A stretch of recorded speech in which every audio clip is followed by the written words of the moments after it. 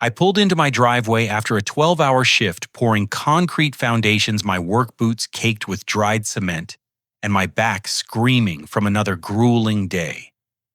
The bright red "Sold" sign stabbed into my front lawn hit me like a sledgehammer to the chest. Derek emerged from my front door, designer luggage in hand, that familiar smirk spreading across his weathered face. "You don't need a luxury home at your age, bud," he announced, loading his Mercedes trunk with expensive suitcases. I used the proceeds for my VIP European tour. My hands trembled as I watched my stepfather climb behind the wheel, heading toward the airport while I stood frozen in disbelief. The metallic taste of shock filled my mouth as Derek's taillights disappeared around the corner. I stumbled toward my front porch, fumbling with keys that suddenly felt foreign in my calloused hands. The house that had been my sanctuary for 10 years now felt like a crime scene. This 3-bedroom ranch wasn't some mansion Derek made it sound like. My biological father, James Carter, had left it to me when I turned 18 after his battle with lung cancer. Dad worked double shifts at the steel mill for 20 years to pay off this mortgage, sacrificing his health so I'd have something solid to build my life on. The yellow siding needed fresh paint, the kitchen appliances dated back to the 90s, and the basement still leaked during heavy rains. But it was mine. My mother, Sarah, had remarried Derek Morrison when I was 15, 3 years after Dad passed. At first, Derek seemed decent enough. He sold insurance, drove a clean sedan, and treated Mom with surface-level respect. When Mom suffered her heart attack 2 years ago, at just 48, Derek stepped in to help manage household expenses while I worked construction to support us both. I trusted him completely. That trust now felt like swallowing broken glass. Racing to Mom's old desk in the spare bedroom, I tore through file folders with shaking fingers. Birth certificates, tax returns, medical records scattered across the hardwood floor as I searched for Dad's original will. Finally wedged behind Mom's high school yearbook, I found the manila envelope containing the legal documents that proved my inheritance. The will was crystal clear. James Carter left his house vehicle and all personal belongings to his son Bud Carter upon reaching legal age. No ambiguity, no conditions, no mention of stepfathers having any claim whatsoever. Derek had zero legal right to sell my property. But buried beneath Dad's will, I discovered paperwork I'd never seen before. A revised power of attorney document bearing Mom's signature dated just 6 weeks before her death. The legal language was dense and confusing, but the implications became horrifyingly clear as I read each paragraph. Mom had signed away decision-making authority over all family assets to Derek Morrison, supposedly for emergency medical situations. But the document's wording was much broader, granting Derek control over property sales, financial accounts, and legal matters. The signature looked shaky, uncertain, nothing like Mom's usual confident handwriting. My stomach dropped as memories flooded back. During Mom's final weeks, Derek had insisted on handling all her medical appointments alone. He claimed I was too emotional, too young to make important decisions about her care. He'd been so protective, so controlling about who could visit and when. I'd been grateful for his support during that nightmare, never suspecting his true motives. Grabbing my phone, I dialed Mrs. Patterson next door. Eleanor Patterson had lived in this neighborhood for 30 years and knew every family secret worth knowing. Her voice cracked with emotion when I explained the situation. "Oh, honey, I was wondering when you'd find out," she whispered. "Derek was over here asking strange questions months before your mother passed. Wanted to know about property values, recent sales in the neighborhood. Said he was helping Sarah with financial planning, but something felt wrong about his tone." Mrs. Patterson revealed details that made my blood run cold. She'd witnessed Derek pressuring Mom to sign documents during her final hospital stay when Sarah was heavily medicated and barely coherent. Derek had dismissed the nurses, claiming family privacy, then placed papers in front of my dying mother, while she drifted in and out of consciousness. She kept asking for you, Bud, kept saying she needed to talk to you about important matters. But Derek told her you were too busy with work, that he'd handle everything for the family. She signed those papers because she trusted him to protect you. The cruelest irony was that Mom's trust in Derek had ultimately destroyed everything she wanted to preserve for me. Her final act of love had been weaponized against her own son. I called 3 real estate offices before finding the agent who'd handled the sale. Linda Reeves from Premier Properties confirmed my worst fears. Derek had presented legal documentation, proving his authority over the property, along with a fabricated story about my drug addiction and financial irresponsibility. He claimed I was squatting in the family home, unable to maintain mortgage payments or basic upkeep. He seemed so concerned about your welfare, Linda explained apologetically. Said the sale proceeds would fund your rehabilitation and give you a fresh start somewhere more affordable. We had no reason to doubt his authority or motives. The house had sold for $235,000, well below market value for a quick sale. Derek had pocketed every penny, minus his agent fees and closing costs. Money that rightfully belonged to me was already funding his luxury European vacation. As darkness fell around my childhood home, I sat in Dad's old recliner surrounded by scattered legal documents that told the story of my systematic betrayal. Derek hadn't just stolen my property. He'd manipulated my dying mother, exploited her love for me, and turned her final wishes into weapons against everything she'd tried to protect. The man I'd called family for 13 years had been planning this theft while comforting me at Mom's funeral. Sleep was impossible. I spent the entire night researching real estate law, tenant rights, and financial fraud statutes on my laptop. By dawn, one fact became painfully clear. Derek's manipulation had created a legal nightmare that could take years to untangle through traditional court proceedings. At 7 a.m., I called Rodriguez and Associates, the only law firm in town that offered free consultations for fraud cases. Attorney Janet Rodriguez agreed to see me immediately after I explained the basics over the phone.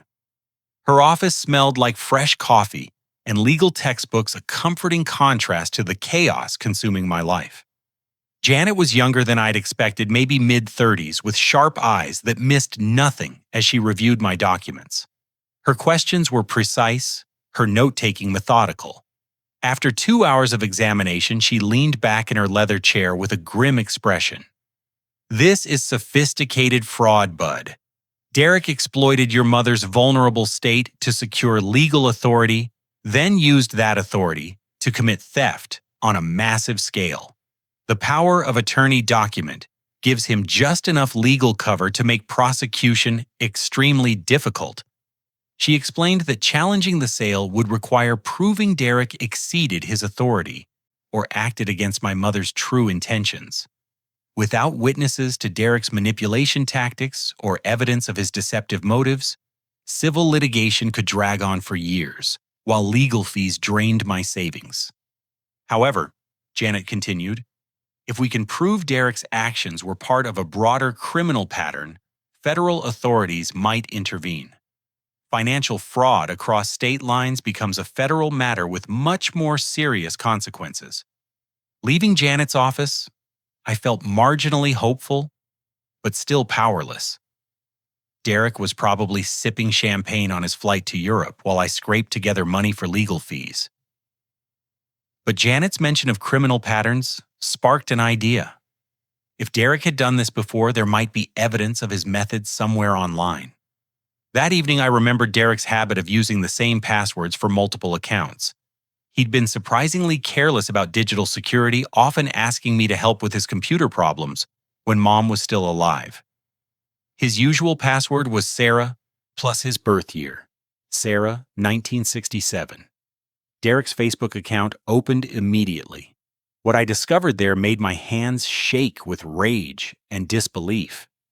His relationship status showed in a relationship with Francine Dubois. The profile photos showed Derek embracing an elegant woman with silver hair, expensive jewelry, and the kind of refined beauty that suggested serious wealth.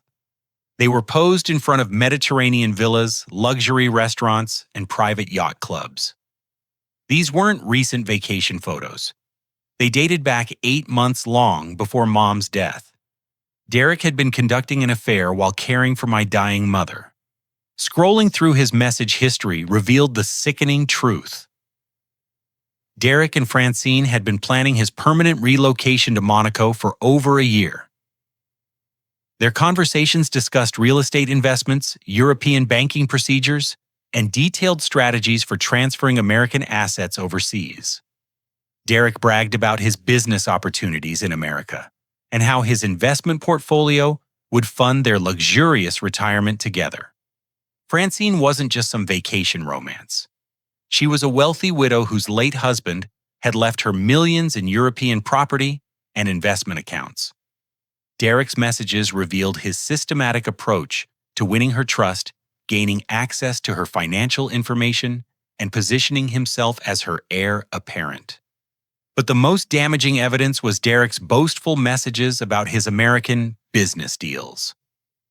He'd explicitly told Francine about manipulating legal documents, exploiting family relationships, and converting real estate into liquid assets for international transfer. He described my mother as a useful stepping stone, and me as too trusting to be a problem. Derek had literally confessed to international fraud in writing documenting his crimes for his girlfriend's entertainment. Further investigation revealed Derek's VIP European tour was actually a permanent relocation plan. He'd already established residency in Monaco, opened European banking accounts, and begun the process of renouncing his American citizenship. The man planning to disappear forever, leaving me with nothing but legal bills and broken trust. His messages also revealed something else that made my blood boil. Derek had been systematically looting other family assets I hadn't even realized were missing.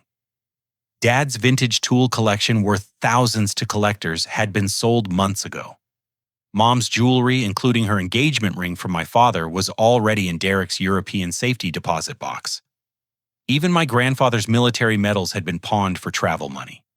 Derek hadn't just stolen my house, he'd erased every physical reminder of my family's history, converting memories into cash for his romantic getaway.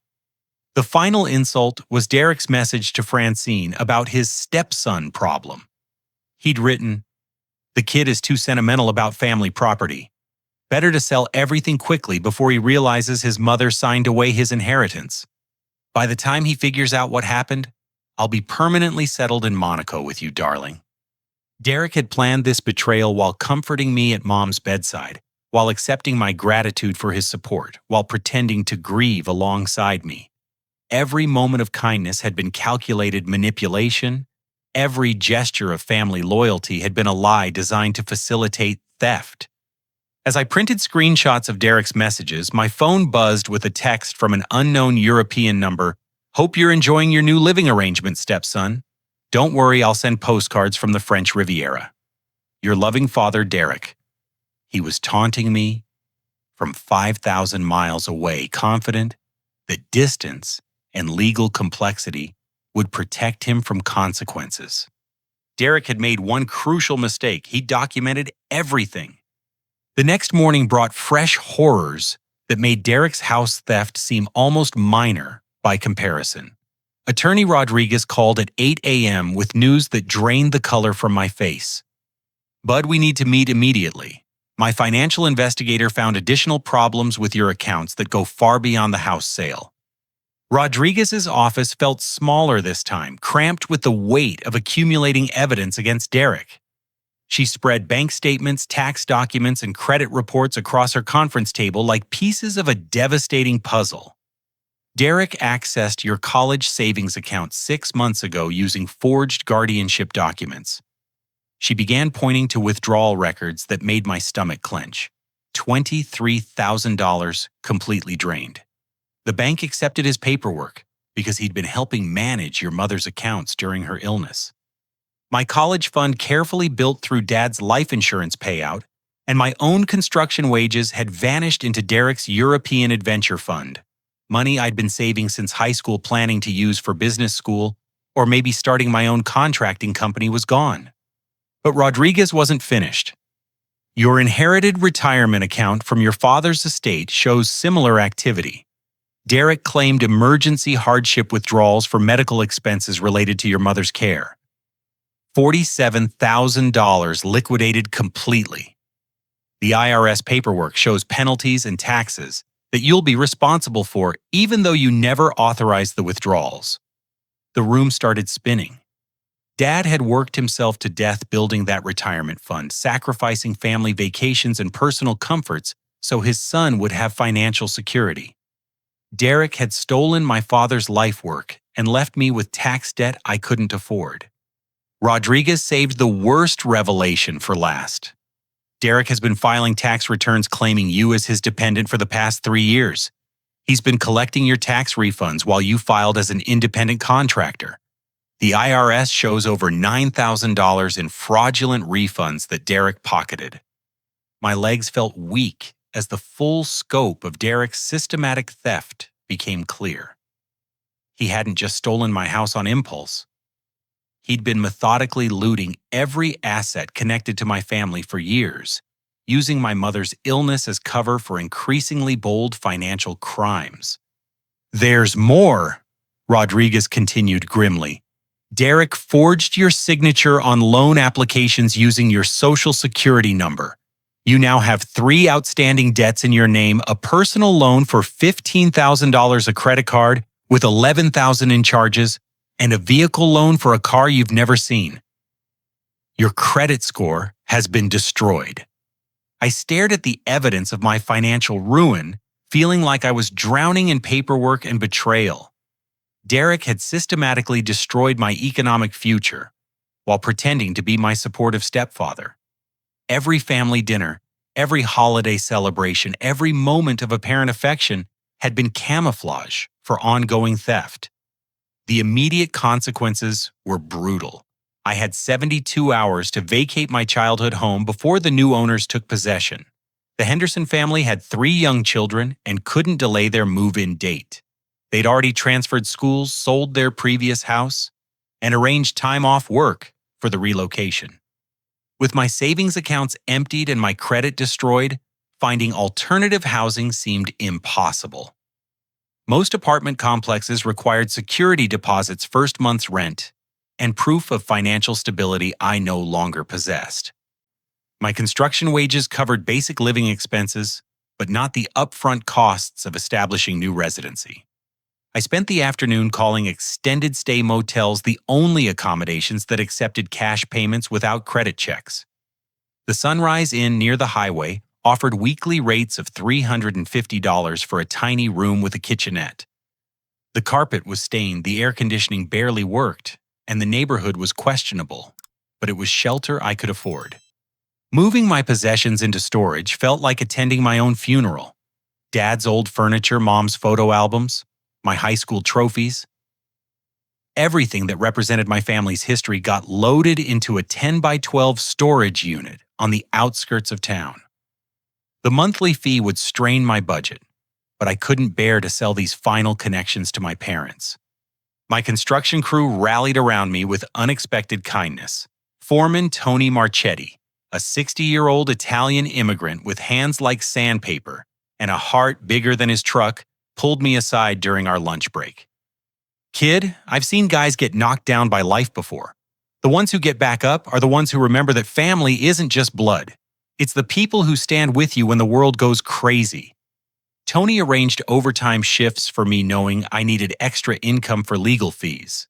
The other guys chipped in with practical help, moving boxes, lending tools, sharing home-cooked meals when they knew I was living on vending machine food and gas station coffee.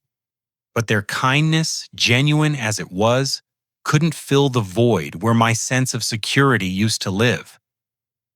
Derek's betrayal had shattered more than my financial stability.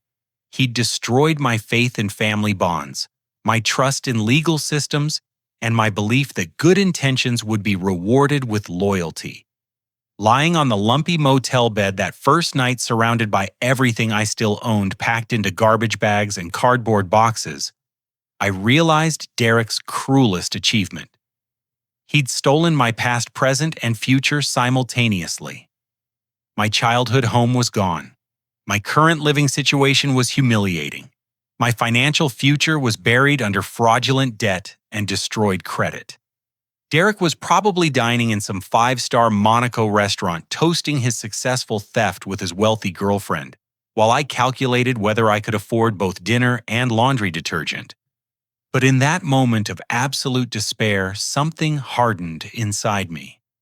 Derek had underestimated the man my father had raised and my mother had loved. He'd confused kindness for weakness, trust for stupidity.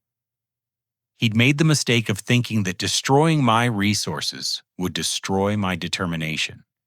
Derek Morrison was about to learn the difference between theft and victory.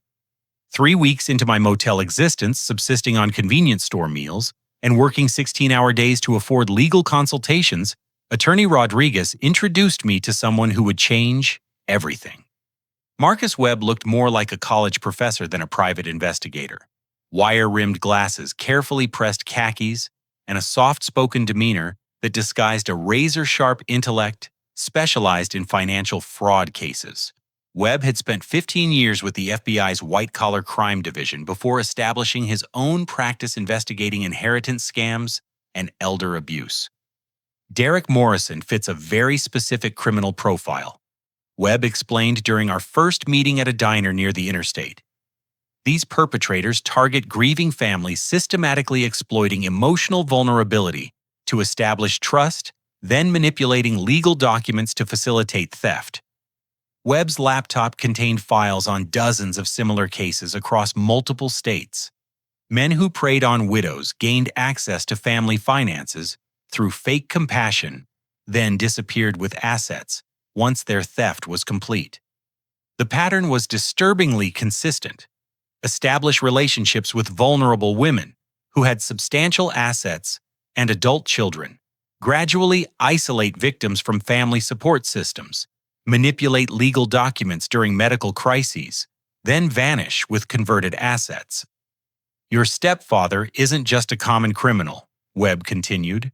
He's a sophisticated con artist who's refined these techniques over many years. But criminals this organized inevitably leave trails, and those trails connect to other victims. Webb had already begun investigating Derek's background, using professional databases unavailable to civilians. What he'd discovered was both encouraging and terrifying. Derek Morrison wasn't Derek's real name. He was born Derek Allen Pemberton in Ohio, but he's used at least 4 different identities over the past 2 decades. Derek Thompson in Oregon, Derek Williams in Texas, Derek Phillips in Colorado. Same social security number, same criminal methods, different target families in each location. Webb opened a folder containing police reports, victim statements, and court documents from Derek's previous scams. The photographs showed families devastated by identical theft patterns, manipulated inheritances, forged documents, emptied bank accounts, destroyed credit histories. Derek had been perfecting his techniques for over 20 years. I want to introduce you to someone who survived Derek's crimes before, Webb said, dialing a number on his secure phone. Christine Walsh from Portland. She's been tracking Derek's activities for 5 years. Christine's voice carried a steel determination that reminded me of my own growing resolve. She'd been 26 when Derek destroyed her family, stealing her late father's ranch and her mother's life insurance settlement through identical manipulation tactics. Her mother, Emma, had remarried Derek Thompson after losing her husband to a farming accident. Derek had convinced Emma to consolidate all assets under his control for estate planning purposes, then liquidated everything during Emma's battle with cancer. Derek stole $400,000 from my family, Christine explained during our 3-way conference call. Ranch property that had been in our family for 3 generations, my father's vintage truck collection, even my grandmother's wedding rings. He disappeared to Canada when I started investigating his background. Christine had spent years documenting Derek's criminal pattern through online victim networks and public records research. She'd connected with families in multiple states, building a comprehensive file of his aliases, techniques, and escape strategies. Derek always targets women with adult children who've inherited substantial assets from previous marriages, Christine continued. He researches obituaries and estate records to identify potential victims, then engineers seemingly accidental meetings through church groups, hobby clubs, or online dating platforms. The sophistication of Derek's approach was chilling. He'd studied psychology, legal procedures, and financial systems to maximize his theft potential while minimizing his prosecution risk. His choice of victims was calculated: grieving women who craved emotional support, possessed substantial assets, and had adult children who might challenge his authority. Christine revealed Derek's most disturbing characteristic: his complete lack of empathy for his victims' suffering. She'd recorded phone conversations where Derek bragged about his business success and mocked the families he'd destroyed. To Derek, his victims weren't human beings deserving compassion, but resources to be harvested for personal gain. The Monaco girlfriend isn't Derek's first international escape plan, Christine warned. He fled to Canada after stealing from my family, returning only when he needed new targets. He's probably planning to repeat this cycle, indefinitely moving between countries to avoid prosecution while maintaining relationships with multiple wealthy women. Webb pulled up financial tracking software showing international wire transfers from Derek's various accounts. The amounts were staggering: over $2 million moved through offshore banks during the past 5 years, representing dozens of family inheritances converted into Derek's personal wealth. Derek made one crucial mistake this time, Webb observed. He documented his crimes extensively in digital communications with his Monaco girlfriend. Those messages provide evidence of premeditation, conspiracy, and interstate fraud that could support federal prosecution. Christine's excitement was palpable through the phone speaker. If we can coordinate our evidence from multiple jurisdictions, Derek won't be able to escape through legal technicalities. Federal crimes carry serious prison sentences, and international financial fraud makes extradition almost certain. For the first time since discovering Derek's betrayal, I felt something stronger than anger or despair. I felt hope backed by professional expertise and victim solidarity. Derek had created his own destruction by documenting his crimes and repeating his methods across multiple states. We need more than evidence, I realized aloud. We need Derek to return to American jurisdiction where he can be arrested and prosecuted. Webb smiled grimly. Derek's arrogance will be his downfall. Men like him can't resist returning to harvest assets they've left behind. He's probably planning to collect hidden valuables before disappearing permanently. Christine's laughter held no humor, only anticipation. Derek has no idea we've connected his crimes across different states. He thinks he's safely anonymous in Europe, but we're building a trap that will bring him home to face justice. The conversation continued for 2 hours as we coordinated evidence, sharing witness statements and prosecution strategies across multiple jurisdictions. Derek had spent decades destroying families for personal gain, but his victims were finally organizing to destroy him in return. By the time we concluded the call, Derek Morrison's days of theft and escape were numbered. He just didn't know it yet. Webb's investigation moved with professional precision over the following weeks. Through international contacts and financial intelligence networks, he located Francine Dubois within 72 hours. What happened next exceeded our most optimistic expectations. Francine wasn't just Derek's unwitting victim. She was a sophisticated businesswoman whose late husband, Philippe, had built a shipping empire before his death 3 years earlier. She possessed the intelligence and resources to be a powerful ally if properly approached. Webb's initial contact with Francine was delicate, requiring careful presentation of evidence without triggering Derek's suspicions. He reached her through European legal contacts, presenting himself as an American investigator, researching financial fraud patterns that might affect international investors. Francine's response surprised everyone. Rather than defensiveness or disbelief, she expressed immediate concern about Derek's background and behavior. She'd already noticed inconsistencies in his stories about American business activities, discrepancies between his claimed wealth and his actual knowledge of financial markets. I wondered about Derek's constant need for privacy regarding his American affairs. Francine explained during our secure video conference from her Monaco office. He discouraged me from visiting America or meeting his family members, claiming you were estranged due to your substance abuse problems. Derek had used identical lies with Christine's family in Oregon, claiming her drug addiction justified his control over family assets. His manipulation tactics were apparently as consistent as his theft methods. Francine revealed information that transformed our investigation into a potential trap. Derek had been pressuring her to invest in American real estate opportunities, claiming insider knowledge of undervalued properties that could generate massive returns. He'd requested access to her investment accounts for these supposed deals, positioning himself as her American financial advisor. Derek insisted that European banking regulations were too restrictive for optimal investment returns. Francine continued. He wanted me to transfer substantial funds to his American accounts for real estate speculation. I've been hesitant because his explanations seemed deliberately vague. Webb recognized Derek's advanced manipulation immediately. After exhausting my family's assets, Derek was beginning the same systematic theft process against Francine's millions. Her reluctance to transfer funds had probably delayed Derek's timeline, creating an opportunity for our intervention. Webb, would you be willing to cooperate in exposing Derek's crimes? Webb asked carefully. We have evidence of multiple victims across different states, but recorded confessions would guarantee conviction. Francine's answer was immediate and decisive. Derek has been lying to me for over a year about his background and intentions. If he's committed crimes against families like yours, I want to help ensure he faces justice. Webb explained the technical requirements for recording Derek's confessions legally.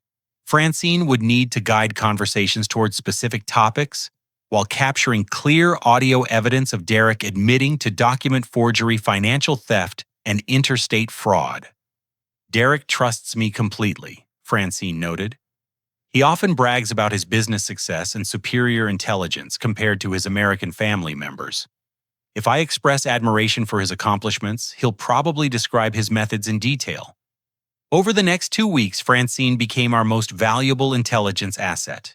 She recorded hours of conversations where Derek boasted about manipulating legal documents, exploiting family relationships, and converting real estate into liquid assets for European transfer.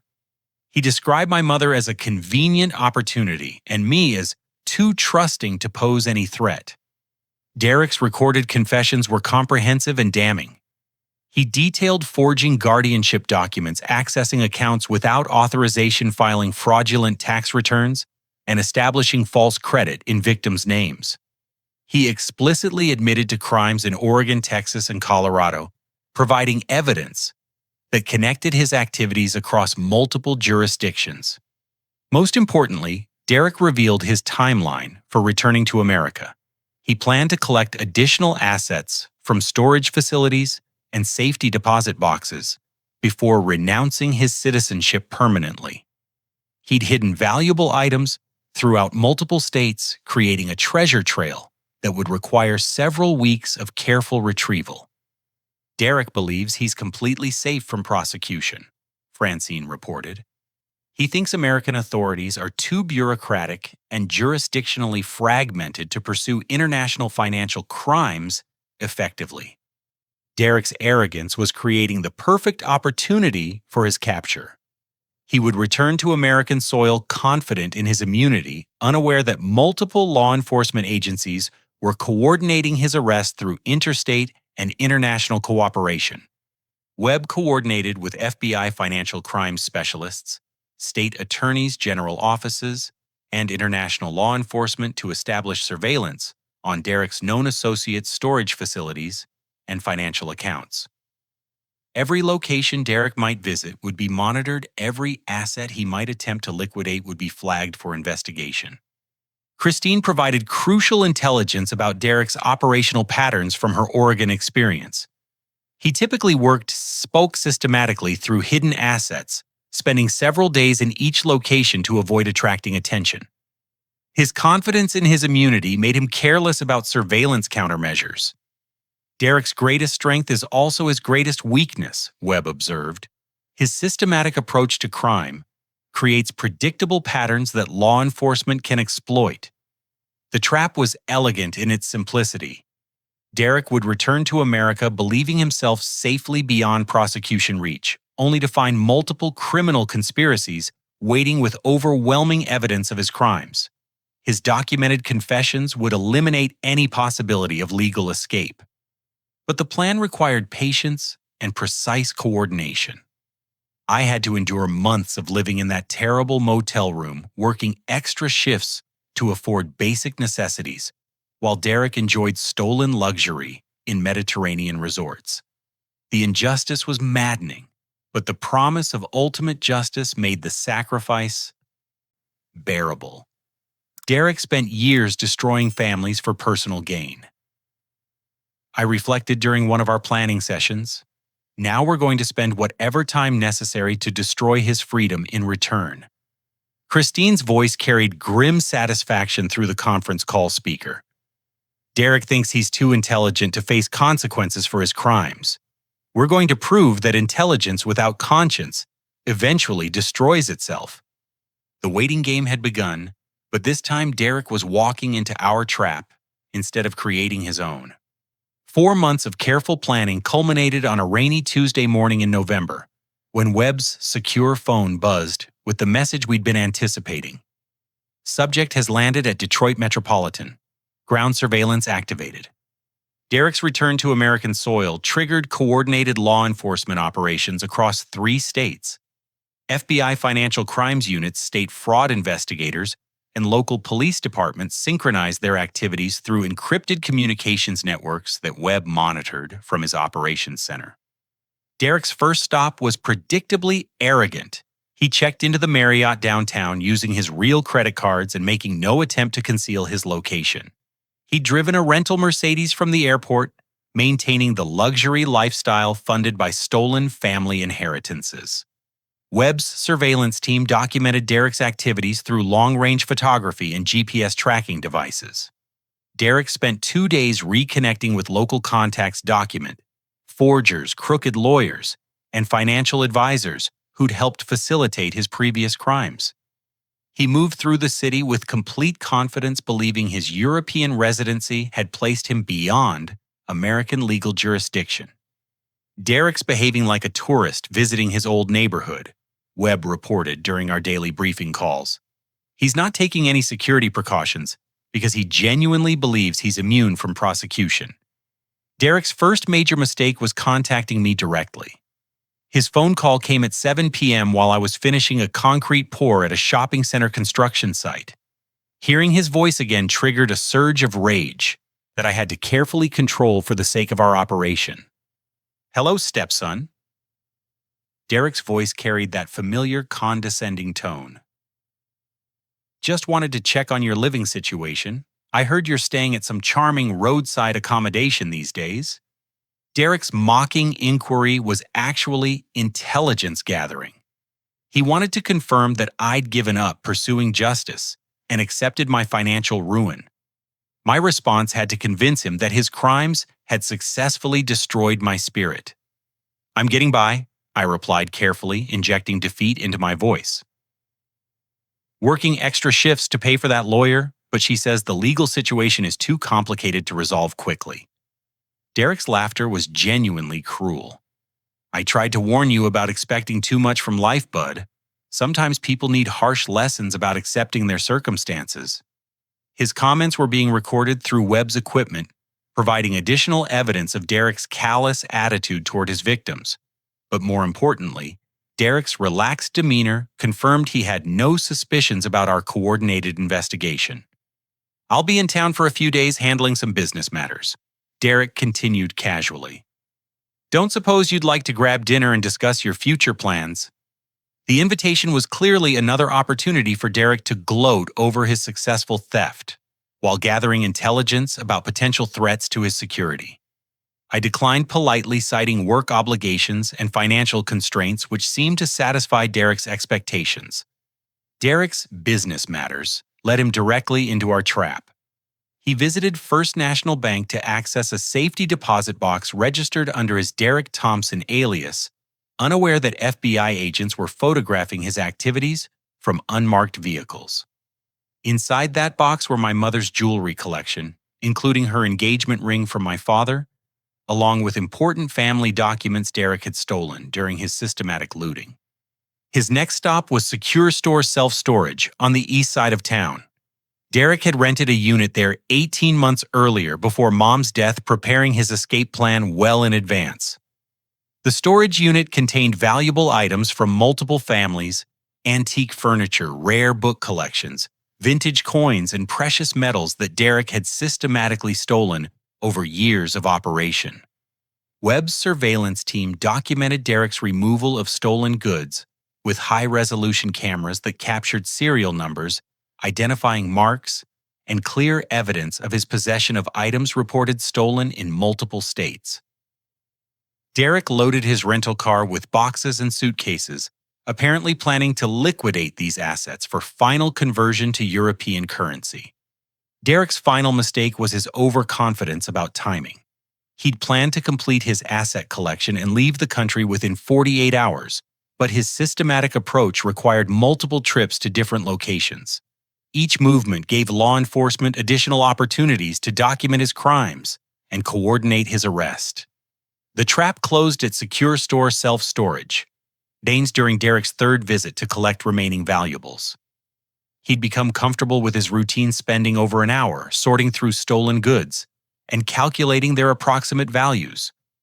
Derek was actually photographing items for online sales when FBI agents surrounded the storage facility. Agent Sarah Martinez approached Derek's storage unit with backup officers positioned at every exit.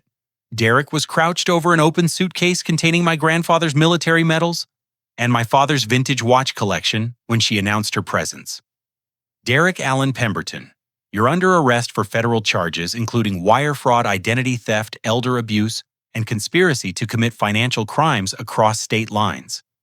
Derek's face went through a fascinating sequence of emotions: confusion, recognition, disbelief, and finally desperate calculation as he realized the scope of his legal predicament. His immediate response was typically arrogant. "There's been some mistake, officers. I'm Derek Morrison, and these items belong to my deceased wife's family.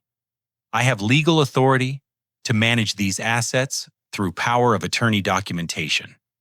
Agent Martinez smiled coldly. "We're aware of your multiple identities, Mr. Pemberton. We're also aware of your systematic theft from families in Oregon, Texas, Colorado, and Michigan. You're facing federal charges that carry 20 to 30-year prison sentences." Derek's arrest triggered immediate international cooperation between American and European law enforcement agencies. Francine's recorded confessions provided irrefutable evidence of Derek's premeditation and criminal conspiracy. European authorities froze Derek's Monaco accounts and began proceedings to seize assets derived from American criminal activities. Christine arrived from Oregon the following day to witness Derek's initial court appearance. We sat together in the federal courthouse watching the man who destroyed our families, shuffled into the courtroom, wearing orange jail clothing and restraints. Derek's expensive European wardrobe had been replaced with standard prisoner attire. Derek's attorney attempted to negotiate plea agreements, but the evidence was overwhelming. Recorded confessions documented financial transfers, victim testimonies from multiple states, and international conspiracy charges created an airtight prosecution case. Derek's crimes were too extensive and too well documented for legal maneuvering to provide escape. "Mr. Pemberton Bawa Caseway," the federal judge announced during Derek's arraignment, "you're charged with 15 felony counts across 4 states representing systematic financial crimes spanning over 2 decades. Bond is denied due to flight risk and evidence of international assets that could facilitate escape." Derek would remain in federal custody pending trial, with conviction virtually guaranteed by the evidence we'd assembled. His days of luxury hotels and European vacations were permanently finished. As Derek was led away in handcuffs, he made eye contact with me across the courtroom. For the first time since I'd known him, Derek's expression showed genuine fear instead of arrogant confidence. He finally understood that his victims had organized more effectively than he'd imagined possible. Justice was no longer a distant hope. It was an immediate reality. Derek's trial lasted 3 weeks and became a showcase for interstate cooperation in prosecuting sophisticated financial crimes.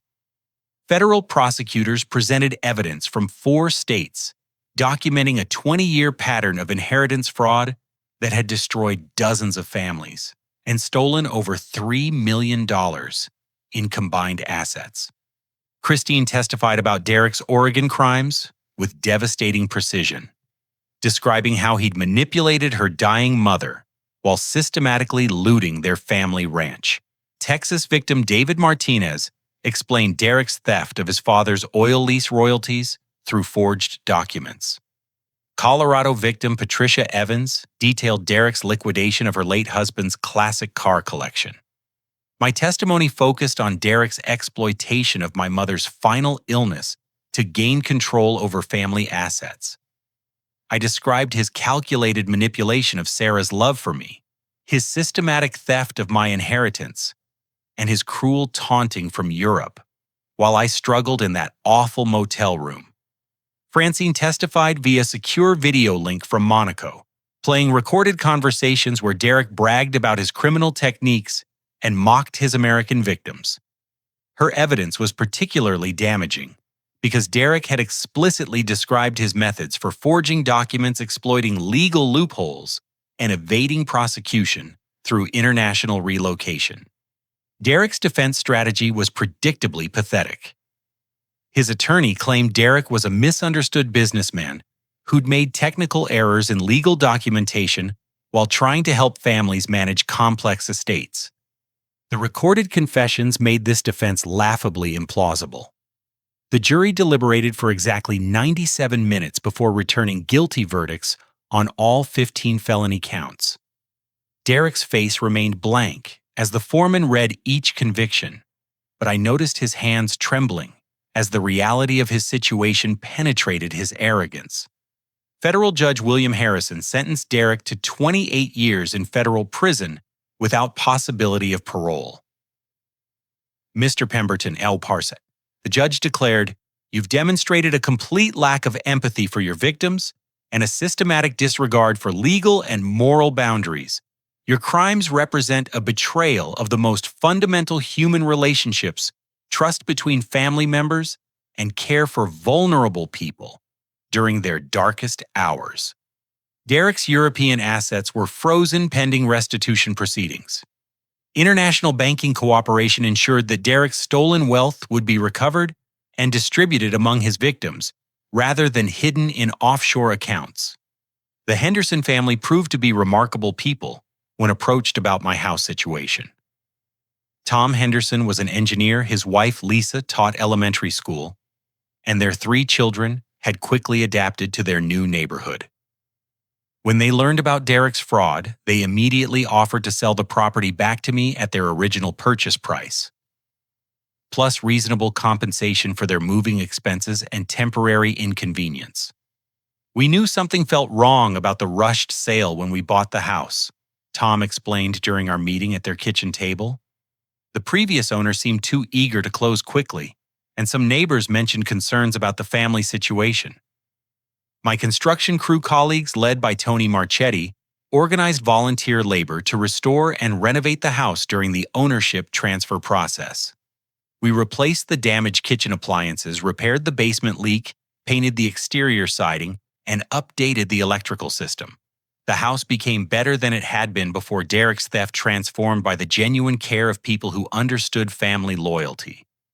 Christine recovered 60% of her Oregon ranch through Derek's asset forfeiture proceedings. She used the remaining insurance settlement to establish a non-profit organization that helps families navigate legal complexities during inheritance disputes. We remained close friends, bonded by shared experience and mutual commitment to preventing similar crimes. Francine returned to her family in Monaco, wiser but grateful for her escape from Derek's manipulation. She contributed substantial funding to victim advocacy programs and established a European foundation that assists American families dealing with international financial fraud. Webb's investigation led to criminal charges against several of Derek's accomplices, document forgers, corrupt lawyers, and financial advisors who'd facilitated his systematic theft operations. The prosecution network dismantled an entire criminal ecosystem that had been preying on grieving families for decades. Moving back into my family home felt like resurrection. Dad's old recliner sat in its original position. Mom's photo albums returned to their shelves, and the rooms filled again with memories of love rather than betrayal. The house carried new meaning now, not just as inherited property, but as a symbol of justice achieved through determination and community support.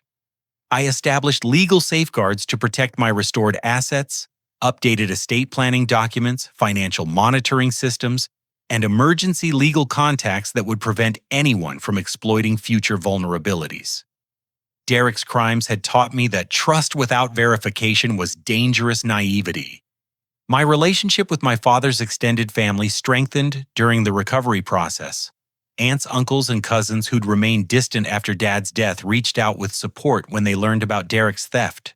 I discovered that family bonds could be rebuilt stronger than before when tested by genuine crisis. The most profound change was internal. Derek's betrayal had initially shattered my faith in human goodness, but the response from friends, colleagues, and even strangers had restored that faith on stronger foundations. I learned to distinguish between earned trust and blind acceptance, between healthy skepticism and cynical bitterness. 6 months after Derek's conviction, I hosted a housewarming party that celebrated community rather than mere property ownership.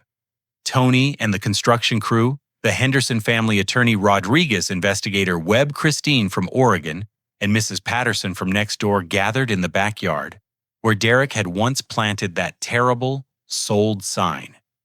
Derek thought he'd stolen my family's legacy, I told the assembled friends. What he actually did was teach me that real family isn't defined by shared blood or legal relationships, but by loyalty during difficult times and support when the world seems determined to break your spirit. The evening ended with genuine laughter, authentic conversation, and the deep satisfaction that comes from justice achieved through collective effort rather than individual revenge. Derek was serving his sentence in federal prison, while his victims rebuilt their lives with stronger communities and deeper wisdom. True family, I'd learned, consists of people who stand with you when everything falls apart, not people who tear everything down when you're most vulnerable. Betrayal reveals character, but recovery reveals resilience and the transformative power of authentic human connections. Derek Morrison had taught me the most valuable lesson of my life: trust, cautiously, love, deeply, and never underestimate the power of good people working together against calculated evil. Have you ever experienced betrayal from someone you trusted completely? How did you find the strength to rebuild after such devastating personal attacks? Share your thoughts in the comments below. And don't forget to like this video if it resonated with your own experiences of overcoming family betrayal. Please subscribe for more stories about justice, resilience, and the triumph of good people over those who exploit trust for personal gain. Share this story with anyone who might need inspiration during their own difficult times. Thank you for listening to my journey from betrayal to justice. May you always be surrounded by people who prove that real family means loyalty, honesty, and standing together when life tries to tear you apart.